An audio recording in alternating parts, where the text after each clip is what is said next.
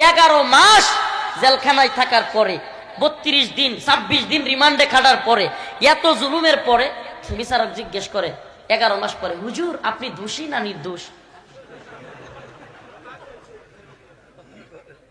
এটা সত্য তো, আপনারা যারা আইন বুঝেন এরা জানেন।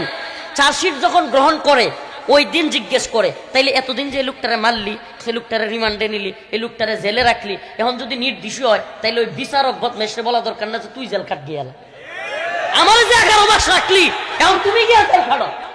এটা কোন বিচার ব্যবস্থা? 11 মাস পরে বলতেছে আপনি দোষী না নির্দোষ।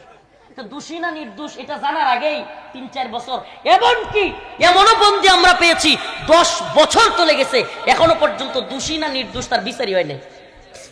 আমার কে বলেন এটা কি তামসা না? বিচারের নামে এটা তামাশা না? কোরআন সুন্নাহর বিচার ব্যবস্থা লাগবে। আমাদের কি লাগবে? কথা কয় না, কি লাগবে?